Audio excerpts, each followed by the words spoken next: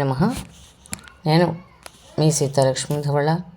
మనందరికీ ఒక సందేహం ఉంటుంది, పిల్లలకి పెద్దలకి, నేటి రోజుల్లో అందరికీను. ఎందుకంటే భగవంతుడు మనకు కనిపిస్తాడా? అందరూ మనం రోజు నారాయణ అని, గోవింద, విష్ణు అని పిలుస్తూ ఉంటాం కదా. అంటే దానికి ఈ కథ మీరందరూ వినండి, మీకే తెలుస్తుంది. అనగనగా ఒక ఊరిలో ఒక అవ్వ ఎప్పుడూ కూర్చున్నప్పుడు, వంగినప్పుడు, లేచినప్పుడు కూడా నారాయణ నారాయణ నారాయణ అంటూ ఉంటుంది. ఆవిడ నోటంట ప్రతిరోజు ప్రతి క్షణం కూడా నారాయణ నామస్మరణ చేస్తూ ఉంటుంది. అయితే ఆమె మనవడు విష్ణు ఒకసారి, ఎందుకు అవ్వ నువ్వు ఎప్పుడు నారాయణ నారాయణ అంటూ ఉంటావు, ఆ నారాయణని ఒకసారి నాకు చూపించు అని అడుగుతాడు. నారాయణుడు ఉన్నాడు నాన్న, కానీ ఆయన మనకు కనిపించడు అని చెప్పింది అవ్వ. అదేంటవ్వా, దేవుడు ఉంటాడంటావు కానీ కనిపించడంటావు, ఉన్నవాడు కనిపించాలిగా మరి. ఏమో, నేను మాత్రం దేవుణ్ణి చూడాల్సిందే. రేపు నన్ను తొందరగా లేపవ్వా, ఇక్కడ కనబడిన దేవుడు మరెక్కడైనా కనిపిస్తాడేమో, నేను చూసి వస్తాను అని చెప్పి పడుకునిపోయాడు. మరుసటి రోజు పొద్దున్నే అవ్వ విష్ణువుని లేపగానే వాడు లేచి దేవుణ్ణి వెతుక్కుంటూ నిజంగానే అడవిలోకి బయలుదేరాడు. నడిచి కొంతకాలానికి ఒక అడవిని దాటి ఒక రాజ్యం చేరుకున్నాడు.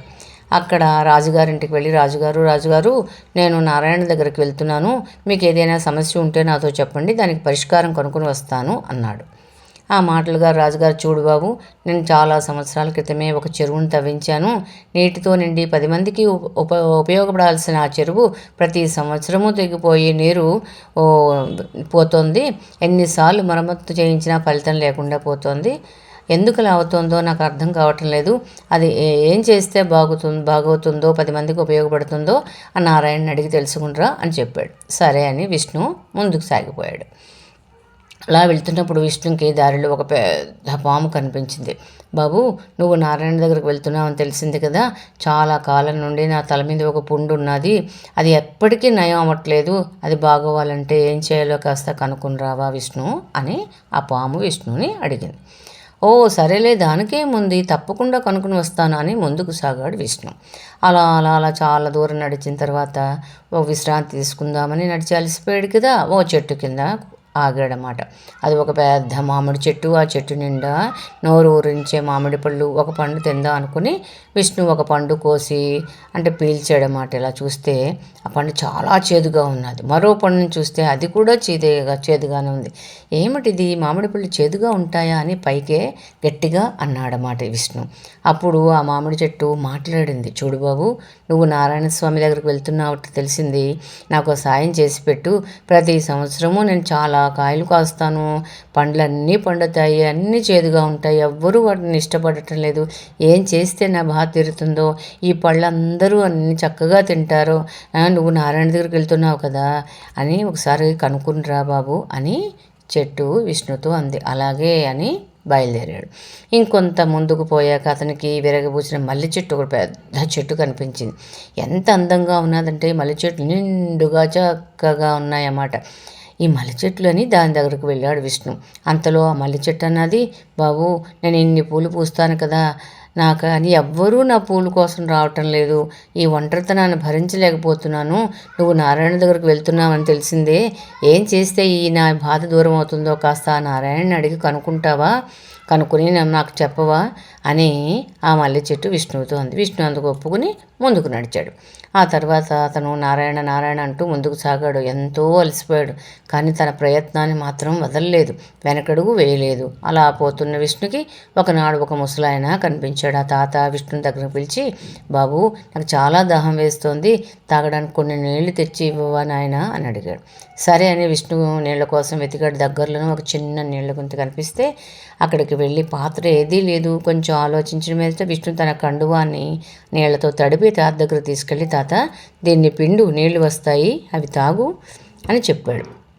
విష్ణు తెలివితేటలు మెచ్చుకున్న తాత, మనవడా, నువ్వెవరు, ఎక్కడికి వెళ్తున్నావు అని అడిగాడు. నారాయణని చూసేందుకు అన్నాడు విష్ణు. నారాయణ చూడాలని ఎందుకు అనుకుంటున్నావు అని అడిగాడు తాత.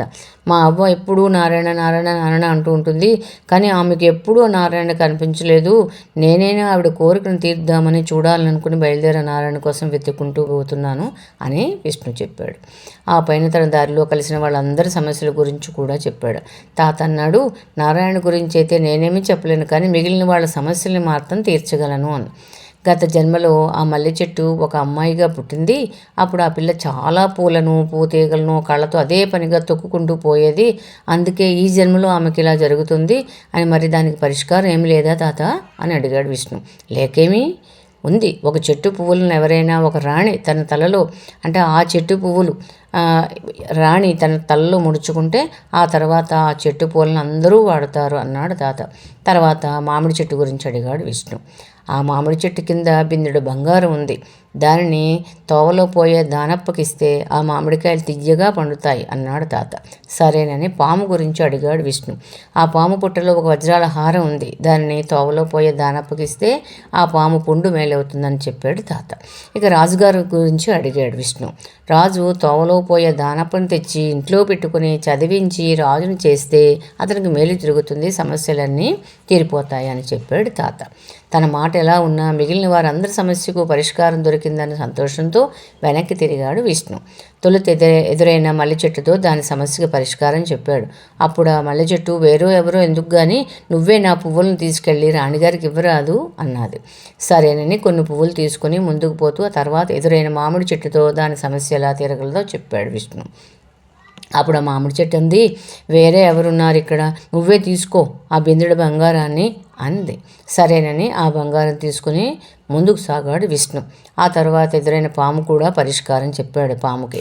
ఆ పాము తన బుట్టలో ఉన్న హారాన్ని తెచ్చి విష్ణువుకే ఇచ్చింది. చివరికి రాజును కలిసి అతని సమస్యకు పరిష్కారం చెప్పాడు. ఎవరినో తెచ్చి ఇంట్లో పెట్టుకునేందుకు నువ్వే ఉండు అని రాజుగారు విష్ణుకు అర్ధరాజ్యం ఇచ్చి విష్ణువును అతనితో పాటే ఉంచుకున్నాడు. అంతలో విష్ణుకు తన నారాయణుడితో కలుసుకోలేదని గుర్తుకొచ్చింది. తన మతిమరుపు బాధపడుతున్న విష్ణుతో అవ్వ అన్నది, ఈ దేవుడు ఏ రూపంలోనైనా ఉంటాడు, ఎక్కడైనా ఉంటాడు విష్ణు. కష్టాల్లో ఉన్న వారికి సహాయం చేస్తే ఆ దేవుడు మనల్ని చల్లగా కనికరిస్తాడు. నువ్వు నారాయణను చూడలేదని బాధపడవలసిన అవసరం లేదు. నీకు కనిపించిన ఆ ముసలాయన ఎవరనుకుంటున్నావు? ఇంకా నీకు అర్థం కాలేదా? ఆ ముసలి తాతే నారాయణుడు అని అనగానే ఒక్కసారి ఈ విష్ణుకి చాలా ఆనందం వేసింది. అవ్వ అలా ఆ రూపంలో వస్తాడా నారాయణుడు అని చాలా సంతోషించి అవ్వకు నమస్కరించి, అవ్వ నిజంగా నారాయణుడే ఇవన్నీ పరిష్కారం తెలిపాడు కదా, అంటే భగవాన్ మనుష రూపేణ అని కరెక్ట్గానే చెప్పేవవ్వ అని అవ్వకి కృతజ్ఞతలు చెప్పి అక్కడి నుంచి చక్కగా ఆ రాజ్యానికి రాజయ్యి సకల సంపదలతో చక్కగా ధర్మబద్ధంగా పరిపాలిస్తూ అందరి సమస్యలను పరిష్కరిస్తూ భగవంతుడి ఎట్ల భక్తి కలిగి ఎన్నో దేవాలయాలు కట్టించి ఎందరో అనాథలను ఆశ్రయించి ఎందరో వృద్ధులకి సేవ చేస్తూ రాజ్యాన్ని చక్కగా సుభిక్షంగా ధర్మయుక్తంగా పరిపాలిస్తూ అందరి చేత శభాష్ అనిపించుకున్నాడు విష్ణు మాట. అంటే భగవంతుడు మనం చూడలేదు కనపడలేదు అనుకుంటాం కానీ మనకు సమస్యకు పరిష్కారం భగవంతుడు చెప్తాడు. చక్కగా ఈ కథ ద్వారా మనం తెలుసుకున్నాం కదా విష్ణు తాత గురించి.